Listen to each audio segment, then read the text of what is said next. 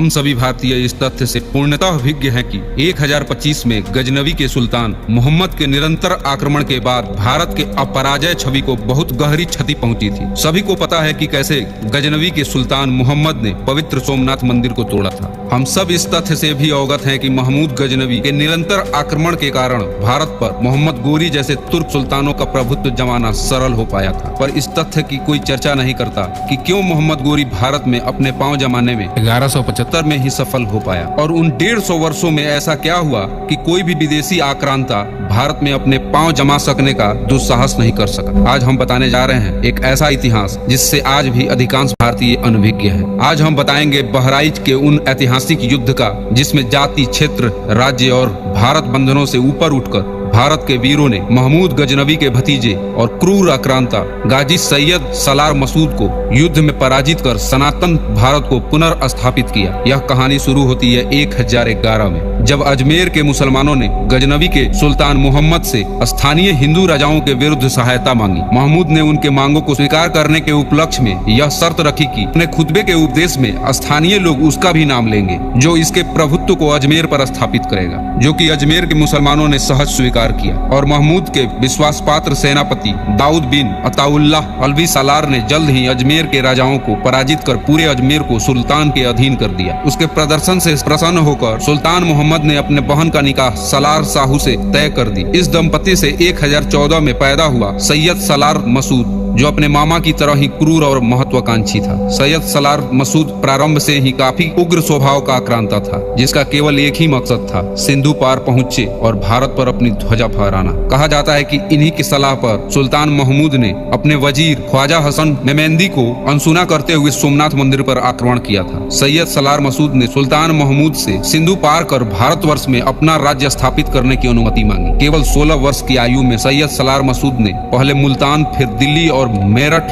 कनौज होते हुए बनारस तक अपना आधिपत्य स्थापित किया। उसके बाद बहराइच से उसे विरोध का सामना करना पड़ा, परंतु अंत समय पर उसके पिता सलार साहू ने युद्ध का पासा पलटते हुए विद्रोहियों के इस समूह का दलन कर दिया। सुल्तान महमूद ने जो अत्याचार और निरंकुशता की रीति का प्रतिपादन किया था, उससे सैयद सलार मसूद ने नया आयाम दिया। मसूद का लक्ष्य था पूरे भारतवर्ष को इस्लाम के अधीन करना, परंतु कालचक्र ने तो इसके लिए कुछ और ही लिखा था। बहराइच से थोड़ी ही दूर पर श्रावती का राज्य था, जहाँ के राजा मोध्वज ने स्थानीय राजाओं के साथ मिलकर सैयद सलार मसूद के विरुद्ध विद्रोह किया था। हालांकि सैयद सलार साहू गाजी के आगमन पर इन राजाओं को पराजय का सामना करना पड़ा, परंतु श्रावती में विद्रोह की लहर अब भी मौजूद थी। मोरध्वज ने बड़ी कठिनाइयों के पश्चात श्रावती के राज्य पर अपना आधिपत्य जमाए रखा था, और यह तथ्य उनके ज्येष्ठ सुपुत्र सुहेल देव से अधिक कोई नहीं जानता था। सुहेल देव एक सामान्य राजकुमार या राजा नहीं थे। उन्होंने बाल्यकाल में निर्धनता और अभाव देखा था, और जैसे आग में तपकर सोना कुंदन बन जाता है, वैसे ही सुहेल देव की जीवन ने उन्हें दृढ़ निश्चय और रण में सिंह के समान वीर बनाया था। उनका केवल एक लक्ष्य था, गजनवी से आई सेना को परास्त कर सनातन धर्म का लुप्त गौरव पुनर्स्थापित करना। उसके लिए सुहेल देव का जात पात के बंधनों से ऊपर उठकर एक सशक्त सेना का गठन करना अनिवार्य था। शीघ्र ही उन्हें यह सुअवसर मिला, और वह था 1034 में। सूफी अब्दुल रहमान चिश्ती के काव्य रचना मिलादे मसूरी में सुहेल देव और सैयद सलार मसूद के बीच हुए युद्ध का वर्णन किया गया है, जिसकी पुष्टि बाद में अंग्रेजी अफसर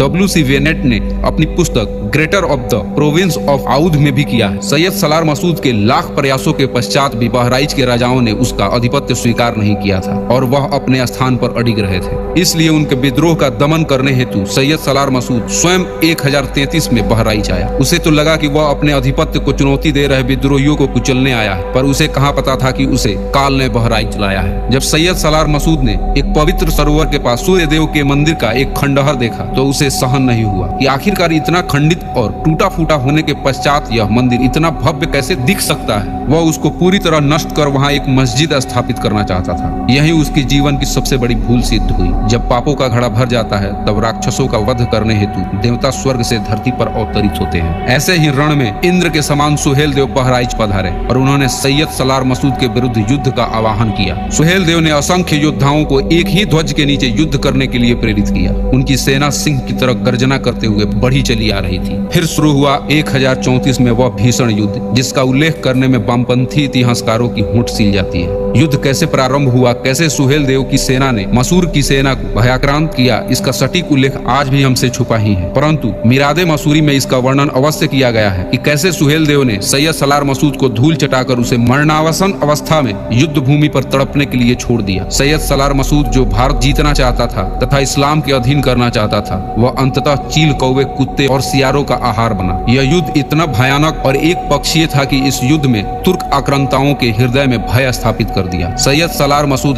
लज्जाजनक हार और उसकी निंदनीय मृत्यु का ऐसा असर पड़ा कि अगले 150 वर्षों तक किसी भी आक्रांता की भारत की ओर आंख उठाने की हिम्मत भी नहीं हुआ। इसलिए इस युद्ध के बारे में किसी भी तुर्की इतिहास के पुस्तकों में उल्लेख तक नहीं है, क्योंकि पराजित लोगों का वृतांत आखिर कौन सुनाता है। वर्तमान इतिहासकारों में कई लोग इस युद्ध को आज भी नहीं स्वीकारना चाहते हैं। हो भी क्यों ना, जब किसी आक्रांता को किसी भारतीय योद्धा ने इस तरह पराजित किया हो कि उसे अंत समय में पानी तक नसीब न हुआ हो, तो वह भला ऐसे छंद इतिहासकारों के गले कैसे उतरेगा। इसे विडंबना ही कहेंगे कि जिस सुहेल देव ने सैयद सलार मसूद को धूल चटा दी, उसके नाम पर कोई स्मारक तो छोड़िए, कोई स्मृति शेष तक नहीं है। वहीं सैयद सलार न केवल भारत में गाजी मियाँ के नाम से प्रसिद्ध है, बल्कि उसकी मजार पर कई वर्षों तक इतिहास से अनभिज्ञ हिंदुओं ने उत्सव भी मनाया और चादर भी चढ़ाया है। यह कथा है शौर्य की, कथा सम्मान की, कथा असत्य पर सत्य की विजय की, कथा वीर सुहेल देव की, हाँ तो सैयद सलार मसूद के वध की।